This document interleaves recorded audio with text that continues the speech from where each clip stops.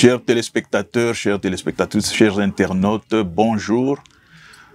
Nous revenons à notre rendez-vous habituel pour décrypter les informations, l'actualité qui se passe, l'actualité de ce moment, l'actualité géopolitique de la République démocratique du Congo qui a des influences sur toute la région des Grands Lacs et pourquoi pas sur toute l'Afrique subsaharienne. Aujourd'hui, nous revenons sur la déclaration des principes signée aux États-Unis d'Amérique par le gouvernement congolais à travers le ministre des Affaires étrangères et le gouvernement rwandais à travers son ministre des Affaires étrangères aussi. La déclaration des principes, est-ce la voie de sortie des crises? C'est ça la question que nous nous posons et nous voulons ensemble avec vous décrypter, essayer d'entrer dans les profondeurs pour comprendre un peu si réellement ça profite ou pas à la République démocratique du Congo. Et comme vous le savez, les voix se sont élevées pour décortiquer. Certains analystes sont allés plus loin en jetant l'opprobre sur cette déclaration signée par, comme j'ai dit, les deux États, sous le parrainage des États-Unis d'Amérique. Certains Congolais accusent, même pas des Congolais, une certaine opinion accuse Kinshasa d'avoir bradé les richesses de la République démocratique du Congo au profit des États-Unis. Alors, le premier point, parlons un peu de nos richesses. Pour parler de nos richesses, il faut rappeler une chose qui est très importante, que le Congo, qui est aujourd'hui la République démocratique du Congo, depuis Léopold II, a été construit avec l'argent des Américains. Beaucoup de gens ne le savent pas. Notre pays a été construit avec l'argent des Américains, notamment à travers la Chase Bank. La Chase Bank, c'est la banque de la famille Rockefeller. La famille Rockefeller a donné de l'argent, est-ce qu'il a prêté, la Belgique a emprunté, a prêté, tout ça. Mais une chose est vraie, que la famille Rockefeller, avec sa banque, Chase Bank, a financé la construction de notre pays depuis l'époque où Léopold II était vivant, jusqu'à ce qu'il a cédé. Et en 1960, les Belges, sentant qu'ils perdaient le Congo, ont cédé la dépouille du Congo aux Américains. Les Belges ont cédé le Congo aux Américains. Tout le monde se souvient de la sécession katangaise, tout le monde se soutient de la mutinerie de Bakwanga, mais la conséquence la plus fâcheuse de notre histoire, c'est que si Patrice Emery Lumumba a été tué, c'est parce que les Américains ne voulaient pas perdre leur influence sur les immenses richesses du Congo. Donc le problème des richesses du Congo ne date pas avec les Américains, ces deals ou ces mariages incestueux ou bons mariages ne datent pas d'aujourd'hui. Donc ça date de, comme je l'ai dit, depuis Léopold II. La Belgique n'avait pas d'argent pour construire ce que nous avons vécu ou ce que nous vivons au Congo comme construction belge. En 1990, les États-Unis ont tenu à changer l'ordre mondial avec la chute du mur de Berlin, avec la fin de l'Union des républiques socialistes et soviétiques. Ils ont eu besoin de disposer des colonies. Comme nous le savons, les États-Unis plutôt d'Amérique n'ont pas de colonies. Et ils ont lorgné sur l'Afrique. Et dans cette volonté d'avoir aussi leurs colonies, ils ont cherché ce qu'ils ont appelé des hommes de la Renaissance africaine. On connaît la série de Thabo Mbeki et autres, le Paul Kagame, ce sont les hommes de la Renaissance africaine qui devaient porter l'évangile des États-Unis sur l'Afrique. Et dans cette Renaissance africaine ou dans cette soif de colonies, les États-Unis ont lorgné sur certains pays, notamment l'Éthiopie, qui était un pays entier, a été découpé. On a eu l'Éthiopie et l'Érythrée. Nous avons aussi la Somalie. Là, ils n'ont pas réussi parce que finalement, la Somalie a été éclatée, mais aujourd'hui, et avec comment je peux dire, le scandale ou la honte, l'humiliation subie, c'est ça le terme, l'humiliation subie par les Américains, ils n'ont pas réussi à balkaniser la Somalie, mais ils l'ont somalisée. Parce qu'aujourd'hui, la Somalie est divisée en petits États. Et nous avons, après la Somalie, ils visaient la République démocratique du Congo. Mais pour la République démocratique du Congo, ce n'était pas facile. Ils sont allés vers le Soudan. Ils l'ont réussi récemment. On a maintenant 2 Soudans. On risque même d'avoir 3 avec les Darfour, avec les affrontements, la guerre qui se passe actuellement au Soudan. Alors, pour réussir la République démocratique du Congo, les États-Unis sont passés par le Rwanda. Et lors du génocide rwandais, génocide qui a eu lieu au Rwanda en 1994, les États-Unis ont monté l'opération qu'ils ont appelée Support Up, avec 123 millions de dollars officiellement pour sauver des vies au Rwanda. Avec la guerre qui sévissait au Rwanda, les États-Unis ont monté cette opération avec comme bonne intention de sauver des vies au Rwanda, d'empêcher effectivement que ces massacres arrivent au génocide. Géopolitique et géoéconomique des États-Unis que, en installant effectivement le pouvoir FPR, avec ce que nous avons appelé ou ce que nous appelons les privilèges et l'impunité. Les accords d'Arusha signés en 1993 ou 93 avaient été bottés en touche et il y a eu effectivement la guerre qui a abouti au génocide. Mais après la guerre, nous l'avons déjà dit lors de différentes émissions, qu'il y a eu ce que nous avons appelé ou ce que nous appelons le privilège de l'impunité. C'est-à-dire que pendant 30 ans, le pouvoir FPR, c'est-à-dire Front Patriotique Rwandais, n'a jamais été condamné, n'a même pas un petit mandat, même pas une interpellation de la justice. Donc pendant 30 ans, le pouvoir FPR a joui effectivement du privilège de l'impunité. Et donc les États-Unis ont pris fait et cause d'une partie du conflit du Rwandais à travers l'USAID. Aujourd'hui, Trump a supprimé ou suspendu l'USAID. Dans la guerre du Rwanda, l'USAID, qui est l'agence des États-Unis pour le développement, l'aide au développement américain, a joué un très mauvais rôle avec le Support Up. Et donc, avec cette aide-là, avec cette participation de l'USAID, les États-Unis signaient la déstabilisation de la République démocratique du Congo et donc de toute la région, pratiquement des Grands Lacs. Donc, voilà un peu ce que nous pouvons dire dans un premier temps. Alors, puisque les discussions ou les spéculations tournent autour de nos ressources, les ressources contre la paix, qu'est-ce que nous pouvons dire sur ça? Nous n'allons pas scruter dans toute la géologie congolaise, mais prenons quand même certains coins, notamment les Kivu où il y a la guerre. Ça fait 30 ans que la partie est de notre pays est occupée par le Rwanda.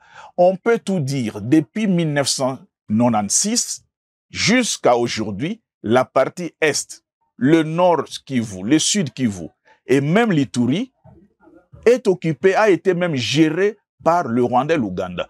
L'Ituri, avant que l'Ituri ne devienne province, c'est Museveni qui a proclamé l'Ituri comme province avec comme superviseur le général James Kazini qui est déjà décédé et avec comme gouverneur Madame Adele Ochov. Donc ces deux pays ont eu une mainmise sur notre pays et nous on nous a présenté la paix des cimetières en croyant que nous vivions en paix alors que ils se sont immiscés, ils se sont infiltrés dans la gestion de notre pays. Alors, revenons à nos ressources. Nous prenons le cas du Nord Kivu. Tout le monde, aujourd'hui, avec l'arrestation du patron de la SMB, M. Mwanga Chuchu, tout le monde comprend que dans le Nord Kivu, notamment dans le Masisi, il y a le coltan Arubaya. Et ce coltan Arubaya, comme je l'ai dit, exploité par la Coopérama, la coopérative de développement de Masisi, vendu à la SMB, ce coltan n'a pas profité à la République démocratique du Congo, plutôt au Rwanda. Et ceux qui veulent des preuves, ils n'ont qu'à consulter le procès intenté contre M. Mwanga Chuchu par la haute cour militaire où il a été condamné. Donc, les preuves sont là que le coltan de Rubaya a été ou est toujours exploité par le Rwanda.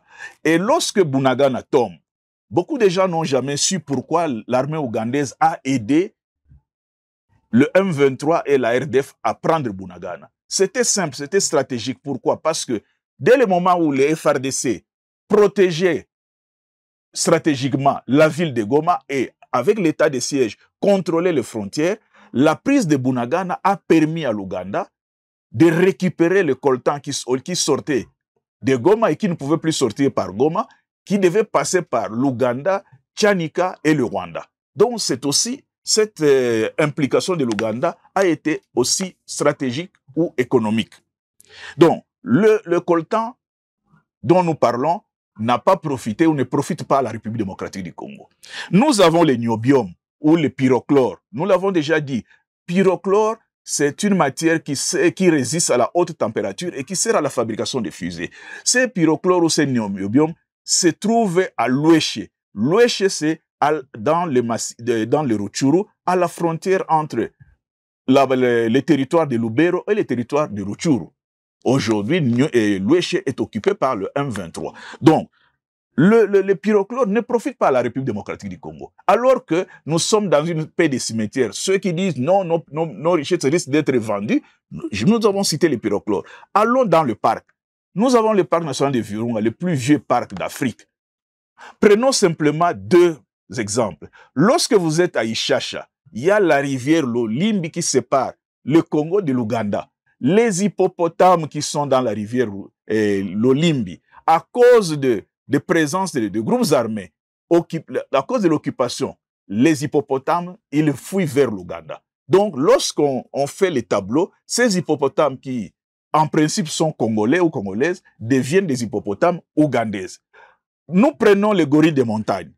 À cause de l'insécurité, les gorilles des montagnes qui se trouvent au parc national de Virunga, et à cause de la proximité avec le parc du Rwanda, ils sont aujourd'hui au Rwanda. Et surtout sur le problème de l'écotourisme. Nous tous, nous voyons les trois grandes équipes de football de l'Europe, Paris Saint-Germain, Arsenal et Bayern de Munich. Ils portent des t-shirts avec mention « Visite Rwanda ». Jamais on a écrit « Visite Goma » ou bien « Visite la République démocratique du Congo ». Pourquoi? Parce que l'insécurité qui se trouve, l'insécurité sémée dans le Nord Kivu ne permet pas aux touristes de venir au Congo.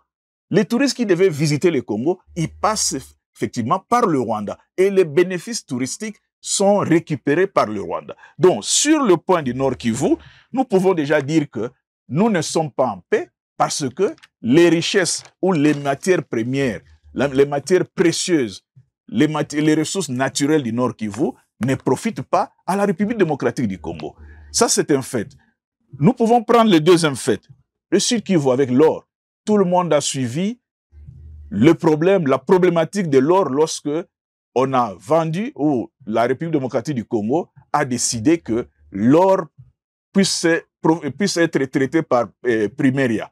Ça crée des problèmes avec le Rwanda. Nous avons le Maniema. Le Maniema avec l'étain, dont les Taling ont fait découvrir le coltan. Tout le monde sait Somenki au Maniema. Aujourd'hui, qui en parle encore? Mais tous ces minéraux sont exploités, tous ces minéraux plutôt sont exploités. Ils sont exploités, ils sortent de notre pays sans même que le Congo ou l'État congolais ne puisse tirer des bénéfices. Et puis, nous avons l'or de Kilomoto. Dans les années alors que l'Ituri était en pleine guerre, l'Ituri est l'Ouélé parce que Kilomoto c'est Kilo c'est l'Ituri, Moto c'est l'Ouélé, donc Wacha. Mais l'armée ougandaise mettait des explosifs pour détruire les installations de Kilomoto. Et à cause d'une politique d'amodiation, aujourd'hui, Kilomoto devenu Sokimo n'existe que de nom. Les travailleurs ont plus de 60 ans, de 60 mois d'impayement. C'est vrai, il y a Kibali Gold qui est là, qui est une entreprise américaine. Et maintenant c'est devenu d'ailleurs Barrick, si j'ai bonne mémoire, qui est une entreprise canado-américaine. D'ailleurs, un de la famille George Bush était administrateur dans Barrick Gold Corporation. Donc, lorsque nous parlons aussi de ces minéraux de l'Est, ça ne profite pas effectivement au peuple congolais. Mais nous allons parler, pour terminer ce dossier de minéraux, prenons le cas du pétrole. Nous avons le pétrole dans le lac Albert. Ce pétrole du lac Albert ne profite pas au Congo parce que ce pétrole est exploité par l'Ouganda et la société française Total Energy. Et nous tous, nous savons ce que le pétrole a comme influence sur l'évolution du monde. Donc, nous avons un pays, nous avons un lac, nous avons un lac en commun avec l'Ouganda. Mais comment expliquer que l'Ouganda exploite le pétrole qui est dans ce lac-là sans la présence du Congo? On peut tout dire, la faute est aux Congolais peut-être, mais est-ce que ce pétrole-là va profiter à la République démocratique du Congo? Donc, la guerre économique, la guerre géopolitique et géostratégique, si nous, les Congolais, nous ne faisons pas de bonnes analyses, nous ne savons pas ce que représentent nos matières premières, et si nous prenons des matières premières comme des fleurs, nous ne pouvons rien gagner, il faut le mettre en mouvement. Donc, nous pouvons dire que aujourd'hui, il est connu que le président Paul Kagame n'obéit qu'aux États-Unis. La preuve, il est là. La preuve, plutôt, elle est là. Nous sommes en République démocratique du Congo et tout le monde le sait. Nous avions les troupes de l'EAC sur le terrain qui n'ont pas voulu se battre, qui ont voulu créer une zone tampon. Le président de la République, Félix-Antoine Tshisekedi, les a chassés. Mais elles sont parties. La MONUSCO est arrivée, plutôt la SAMI d'Iraïsi est arrivée. Mais Goma est tombé, Bukavu est tombé. Aujourd'hui, nous ne parlons pas de stratégie militaire, mais nous voulons simplement souligner que notre pays est sous occupation. Donc, quand nous parlons de la minerai contre la paix, la République démocratique du Congo, où les Congolais doivent savoir ce qu'ils veulent. Qu'est-ce que nous cherchons? Ou nous restons à contempler nos richesses, scandale géologique, depuis qu'on nous a enseigné à l'école primaire, jusqu'aujourd'hui, ça ne profite pas à la population, et c'est laissé à la merci des prédateurs et des charognards, ou alors nous trouvons des entreprises avec lesquelles nous pouvons signer des contrats win-win, gagnant-gagnant, et surtout, négocier un deal de sécurité. Parce que comme je le souligne, qu'on ne nous trompe pas, ça fait 30 ans depuis que Mobutu est parti, la République démocratique du Congo, surtout dans la partie Est, n'est pas en sécurité. La République démocratique du Congo, dans sa partie Est, est gérée en sous-main par le Rwanda et par l'Ouganda. Donc, on ne peut pas se tromper. On doit comprendre que nous, il est temps que le Congo puisse gérer tout l'ensemble de son territoire. C'est pourquoi on parle de l'intégrité du territoire, de la souveraineté nationale, et on parle aussi de l'intégrité du territoire à respecter. Donc, protection se fait par les biais des taxes douanières. Nous, si nous n'en avons pas, si nous ne produisons rien, si nos minéraux sortent par des frontières poreuses, qu'est-ce que nous gagnons en fait? Nous ne gagnons rien parce que finalement, ceux qui exploitent ramènent la guerre dans nos entités et tuent nos populations. Donc, il est un problème réel, un problème sérieux pour le peuple congolais de comprendre les négociations qui doivent arriver le 2 mai. Parce que l'épine sur le pied de la RDC, nous allons y revenir. Nous pouvons aussi, nous avons parlé des ressources, nous pouvons parler maintenant aujourd'hui de la sécurité. La SAMI dira ici, ceux qui sont à Goma, ils connaissent la situation. Depuis le 27 janvier 2025 plutôt, Goma, après des affrontements qui ont opposé la RDF M23 au FRDC, Goma est sous occupation de la RDF M23. Et la SAMI dira ici était cantonnée. Nous tous, nous savons qu'il n'y a pas 3 semaines, la SAMI dira ici, non, la SADC a signé un accord avec la M23. On a vu des images où ils dansaient, ils jubilaient. Un accord qui demandait effectivement le retrait des troupes de la SAMI dira ici, mais ce retrait ne pouvait se faire que par l'aéroport international de Goma. C'est-à-dire, la SAMI dira ici la SADC devait réhabiliter l'aéroport, réparer, réhabiliter, pour que les avions puissent décoller et que les troupes puissent partir. Mais la réhabilitation de l'aéroport, ce n'était pas seulement pour la SAMI dira ici, mais c'est aussi pour acheminer l'aide humanitaire. Aujourd'hui, il y a eu carence du sang pour les blessés de guerre, carence de matériel médical pour soigner. Jusqu'aujourd'hui, le Rwanda et les M23 font la sourde oreille.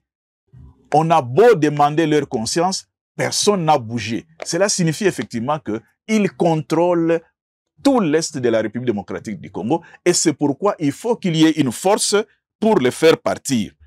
Donc, le Rwanda, comme je l'ai dit, et les M23 sont restés sourds et muets. Alors, comment comptons-nous exploiter nos ressources naturelles s'il n'y a pas de paix?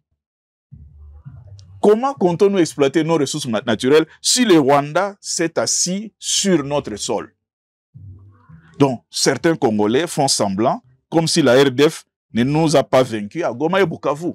comme si le Rwanda ne contrôle pas Goma et Bukavu, comme si le gouvernement congolais est partout, comme si nous pouvons continuer de comme si.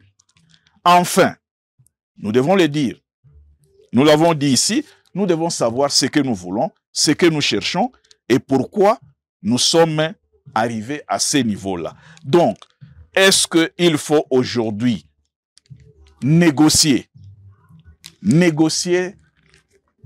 les minéraux contre la paix, contre la sécurité? Nous disons oui. Nous avons négocié à l'époque, en 2008, le contrat chinois, les minéraux contre les infrastructures. Ça n'a pas donné. Et lorsque même, et c'est ça le mal congolais, lorsque l'inspection générale des finances a fait des études approfondies pour montrer que le contrat chinois était en notre défaveur, il y a un groupe de Congolais qui a commencé à s'attaquer à l'IGF. Mais les résultats sont connus. On a réévalué le contrat chinois au bénéfice du peuple congolais, au bénéfice de la République démocratique du Congo. Donc, on a signé un contrat. Minerai contre infrastructure, ça n'a pas donné. Donc, donnons la chance cette fois-ci aux États-Unis d'Amérique. Comme nous avons dit, ce sont eux qui ont installé le régime du Rwanda. Ce sont eux aussi qui peuvent effectivement, mettre fin à ce régime ou faire incliner ce régime-là. Mais nous avons aussi, pour que nous ayons la paix, c'est là, par là que nous allons terminer. Nous avons l'épine qui est sur notre pied, qui a pénétré l'éléphant qui est la RDC. C'est le problème rwandais, les dialogues inter-rwandais qui est refusé. Donc, le 2 mai, lorsque le gouvernement congolais va se retrouver en face du gouvernement rwandais, il est important que le gouvernement congolais puisse parler de la garantie de paix. La RDC doit obtenir de Kigali de garantir la sécurité au FDLR. Pourquoi? Parce que il ne revient pas aux Congolais de protéger les FDLR. Les FDLR, ce sont des Hutus rwandais, ce sont des Rwandais. Il revient au Rwanda de traiter le problème des FDLR et pas à la RDC. Donc, la RDC ne peut pas prendre la responsabilité de dire « Non, moi, je vais résoudre le problème des FDLR ». Ça ne peut pas se faire. Donc, un dialogue préalable inter-rwandais ferait sûrement qui aboutirait au rapatriement des FDLR. Sans ce dialogue-là inter-rwandais, le rapatriement des FDLR sera impossible. Et le problème que nous avons avec le Rwanda, le problème que le Rwanda a transposé au nord et au sud Kivu, ne trouveront jamais de solution. Donc, la solution à la crise dans la région des Grands Lacs doit passer par des voies pacifiques, par la négociation et par une réelle ouverture et non par les armes. Nous avons échoué par les armes, il faut le dire à haute voix, nous avons échoué par les armes, il faut aujourd'hui la négociation et c'est cette négociation-là qui va se passer effectivement le 2 mai aux États-Unis, à Washington. Donc, le schéma géopolitique dominant veut que les États-Unis, qui ont créé les FPR et le président Paul Kagame, puissent aussi les détruire. Il n'y a que eux. À part les États-Unis, il n'y a personne. La France fait le pétrole avec le Rwanda. Aujourd'hui, le président Macron était dans les îles éparses africaines ou françaises. Il relance la coopération avec le Mozambique, le corridor de Mozambique. Or, qui protège Total au Mozambique? C'est la RDF, l'armée rwandaise qui protège. Donc, on ne peut pas demander à Macron de retirer ses troupes ou son soutien du Rwanda parce que les intérêts de la France au Mozambique sont plus importants, selon la France, que les morts congolais. Donc, nous devons comprendre que dans ce schéma géopolitique dominant, il n'y a que les États-Unis qui ont le marteau pour ramener la paix. Et Trump l'a dit, il ne veut pas de guerre. Durant son mandat, il ne veut pas de guerre. Donc, il faut briser la résistance de l'ennemi sans se battre. Ça, c'est Trump, ça ne vient pas de Trump. Ça vient de Chum Sung, les stratèges chinois. Briser l'ennemi, briser la résistance de l'ennemi sans se battre. C'est ça, effectivement, la politique de Trump. Parce que la RDC, avec toutes ses richesses, est finalement la profondeur de l'Occident. Il faut mettre fin à l'expansionnisme agressif du Rwanda pour que le monde entier puisse profiter de la profondeur stratégique du carburant de la puissance mondiale que représente la RDC. Donc, la méthode de Trump est une absence de méthode, car c'est une folie de penser qu'appliquer toujours la même formule produirait un meilleur résultat. Donc, le peuple congolais doit soutenir les négociations, doit proposer des schémas de telle sorte que cet échange-là, sécurité contre minerais, puisse être profitable à la République démocratique du Congo dans un deal de win-win, gagnant-gagnant. Chers téléspectateurs, chères téléspectatrices, chers internautes, nous avons voulu revenir un peu sur ces débats des Congolais qui divisent les Congolais, qui accusent le gouvernement congolais d'avoir vendu le pays, alors qu'en réalité, pendant autant d'années, nous n'avons rien fait sur l'Est de la République démocratique du Congo. Nous ne faisons que compter des morts. Même le rapport mapping a été classé sans suite dans des tiroirs des Nations Unies. Il est temps que nous puissions chercher la paix. La paix du pétrole, la paix des minéraux, pourvu que dans ces négociations, nous ayons une part des gains de bénéfices pour le peuple congolais. Si vous avez aimé, partagez, likez, et nous sommes toujours à votre écoute. Ne manquez pas de partager les coulisses RDC TV et surtout faites-nous les feedbacks pour que ça nous permette de nous améliorer.